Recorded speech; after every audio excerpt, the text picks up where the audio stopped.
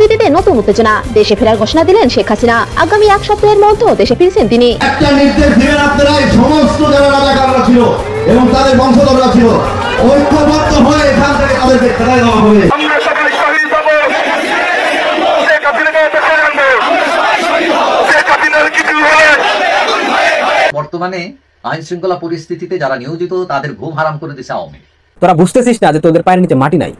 তোরা বুঝতেছিস না যে তোদের ভবিষ্যৎ কতটা ভয়াবহ এবং নির্মম পরিস্থিতির দিকে আগাচ্ছে? এই রাজাকার আসিফ নজরুল, গণশত্রু এবং ইউনুস, এদের আসমান কাঁপবে, মনে মনে, প্রকাশ্যে কাঁপবে না, কারণ প্রকাশ্যে এখন অনেক কিছুই কাঁপে। ইতিহাসে কিছু সত্য শেষ পর্যন্ত পুঞ্জীভূত হয় জ্বালামুখে। এটাই সেই মুহূর্ত যেখানে আপোষ না, অগ্নিস্নানী হবে ভবিষ্যতের পথ। বাংলাদেশি পাগল যিনি ওয়ান ম্যান আর্মি, তবে ভুল জায়গায়, ভুল পরিবেশে, ভুল সময়ে তিনি এই অঘটন ঘটিয়েছেন। প্রিয় দর্শক, এতক্ষণ যে ভিডিওর অংশ বিশেষ দেখলেন তাতে করে আপনারা বুঝতে পেরে গেছেন আজকের ভিডিওটা কতটা গুরুত্বপূর্ণ। তো চলুন আর দেরি না করে একটি লাইক দিয়ে ধারাবাহিকভাবে সম্পূর্ণ ভিডিওর বিস্তারিত আলোচনা দেখে আসি।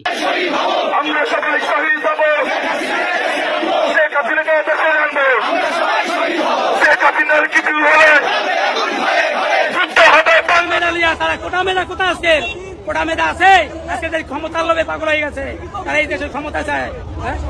তারা ক্ষমতা দেশ চালাবার কি বুঝে? দেশ চালাবার তারা কি আসে কোথায়? বাপ ধুয়ে পোলাই দেশ চালাইবো, বাপের আগে পোলাই দেশের ই করবো। আগেই তো এই দেশ ভালো ছিল, এখন কি এই দেশ আছে? দেখেন আজকে রাস্তাঘাট আসেনি করলেন, কোন রাস্তাঘাট আছে? রাস্তাঘাট সব ভেঙে রয়েছে। দেখেন আজকে চাঁদাবাজি সব জায়গায় চাঁদাবাজ। এদিকে এই দেশ ভালো নেই। এই সংবিধানে আবারও বারবার বলছি যে সংবিধানে হাত দেওয়ার চেষ্টা করবেন না। হাত শুধু কেটে ফেলবো না, ওই লোকগুলো বিদেশি, তো তারা এমনি বিদেশে এসে এখানে স্বদেশী ভাব দেখাচ্ছে।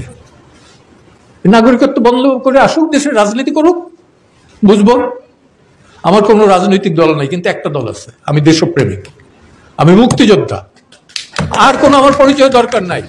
আমি মানবতার সেবা করতে চাই, করব, এবং আইনের শাসন চাই। সাবেক প্রধানমন্ত্রী শেখ হাসিনার মেয়ে সাইমা ওয়াজেদ পুতুল বলেছে, 1 মাসের মধ্যে আমার মা বাংলাদেশে আপনাদের মাঝে ফিরে আসবে। একটা নির্দেশ দিবেন আপনারা, সমস্ত যারা রাজাকাররা ছিল এবং তাদের বংশধররা ছিল ঐক্যবদ্ধ হয়ে এখান থেকে তাদেরকে ফেরাই দেওয়া হবে। রাজনীতিতে নতুন উত্তেজনা, দেশে ফেরার ঘোষণা দিলেন শেখ হাসিনা। আগামী এক সপ্তাহের মধ্যে দেশে ফিরছেন তিনি। এই অবস্থায় দেশে ফেরা, হ্যাঁ এটা ঠিক, যেটা অনেক সাহসের ব্যাপার। কারণ আমাকে অনেকেই বলছেন যে গেলে এয়ারপোর্টে গুলি করে মারতে, যেমন সবই হারালে জীবনটা যদি যায় চলে যাবে, কিন্তু সেজন্য মৃত্যু ভয়ে বসে থাকা তো যায় না, আর মরার আগে মরতে আমি রাজি না। এমন পরিস্থিতিতে কে ধরবেন আওয়ামী লীগের হাল? আর এই প্রশ্নতে উঠে এসেছে শেখ তন্ময়ের নাম। তবে কি আওয়ামী লীগের হাল ধরবেন তিনি? সম্প্রতি শেখ তন্ময়কে গ্রেফতার করতে ব্যর্থ ইউনুস প্রশাসন। তার বিরুদ্ধে কোনো মিথ্যা মামলা দায়ের করা হয়নি। আওয়ামী লীগের হয়ে রাজপথ দখল করার ঘোষণা দিয়েছেন শেখ তন্ময়।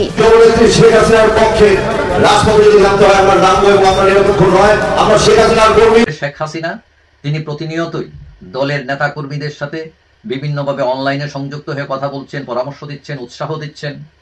এখন শোনা যাচ্ছে আওয়ামী লীগ তার কৌশল বদল করছে।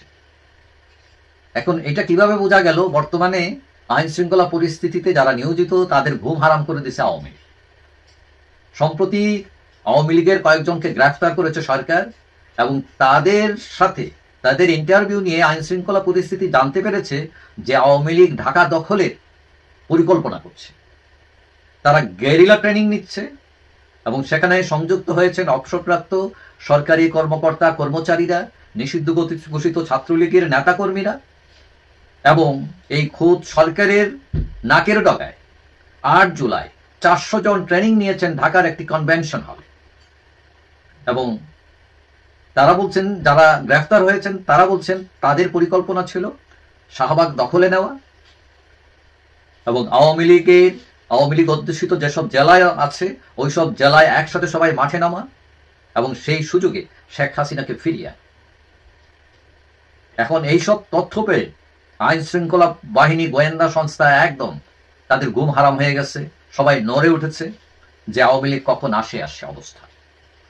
এখন ধারণা করা হচ্ছে সরকার যদি গণতান্ত্রিক প্রক্রিয়ায় আওয়ামী লীগকে রাজনীতি করতে না দেয়, তাহলে সশস্ত্র বিপ্লবের দিকে ধাবিত হতে পারে এই দল।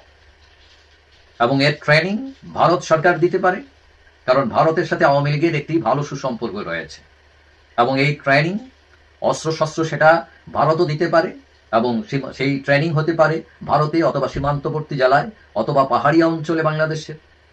এবং আরকান আর্মির মতো তারাও দখল নেওয়ার চেষ্টা করতে পারে দেশের বিভিন্ন অঞ্চল। এখন আমাদের দেশের রাজনীতিতে অতীতে জাসদ সর্বহারারাও জেগে উঠেছিল। এখন প্রশ্ন উঠেছে আওয়ামী লীগ কি একই পথ অনুসরণ করছে কিনা, করবে কিনা। এখন আওয়ামী লীগ যে অবস্থায় আছে তাতে আওয়ামী লীগ খুব একটা শক্ত জায়গায় নেই, কিন্তু আওয়ামী লীগ সবচেয়ে বড় দল, ঘুরে দাঁড়ানোর শক্তি রাখে তারা। তবে যতটুকু জানা গেছে যে আওয়ামী লীগ আরো কিছুদিন অপেক্ষা করতে চায় নির্বাচন পর্যন্ত। নির্বাচনে সরকার তাদেরকে সাথে নেয় কিনা, গণতান্ত্রিক প্রক্রিয়ায় তারা যুক্ত যদি হতে না পারে তাহলে বিকল্প হিসাবে সশস্ত্র বিপ্লবের কথা তারা চিন্তা করবে। কারণ দেয়ালে পিঠ থেকে গেলে মানুষ সামনে আগানো ছাড়া তার কোনো পথ থাকে না। এবং এই ক্ষেত্রে শেখ হাসিনার সিদ্ধান্তই চূড়ান্ত হবে। এবং ধারণা করা হচ্ছে শেখ হাসিনা গণতান্ত্রিক সব প্রক্রিয়া বন্ধ হয়ে গেলে, সেখানে যদি কোনো আশার দ্বীপ আর না চলে, তিনি হয়তো মোদী সরকারের সাথে আলাপ আলোচনা করে বিকল্প পথ, সশস্ত্র বিপ্লবের পথ বেছে নিতেও পারেন। জুলাই যোদ্ধারা নতুন টালবাহানা শুরু করেছে। তারা শাহবাগের মোড় দখল করে সাধারণ মানুষকে হয়রানি করছে। তারা আবদার করছে তাদের জুলাই সনদ লাগবে, তাদের জুলাই ঘোষণাপত্র লাগবে। কেন? কারণ তারা জানে তারা সন্ত্রাসী, তারা খুনি, তারা ডাকাত। সারা বাংলাদেশে এই এনসিপির সন্ত্রাসীরা যেভাবে চাঁদাবাজি করে সাধারণ মানুষের কাছে বিতর্কিত হয়েছে, এখন তারা ভয় পাচ্ছে। এই যে ইউনূস ক্ষমতা দখলের পর থেকে তারা খুল্লা চাঁদাবাজি করতে পেরেছে।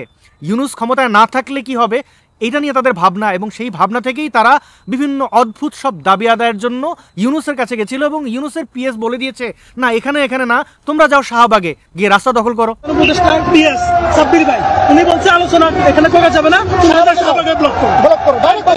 এবং ইউনূসের পিএস তথা ইউনূসের কথা মতো তারা রাস্তা দখল করেছে। এবং সেই রাস্তা দখল করতে গিয়ে আর এক সার্কাস তারা তৈরি করেছে। যেমন খুশি তেমন মারো আয়োজন, অর্থাৎ এক পক্ষ আর এক পক্ষকে মারছে। দেখুন তাদের সেই মারামারির ভিডিও।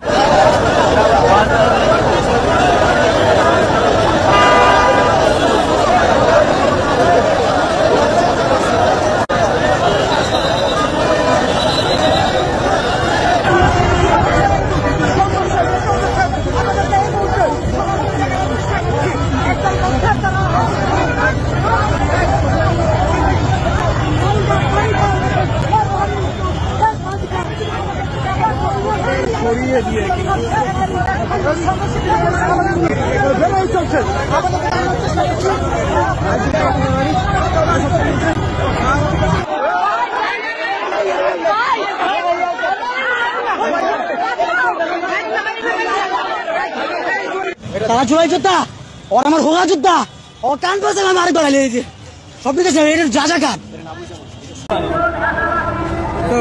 হিরোইন মিরোইন খেয়ে শেষ। কি বললেন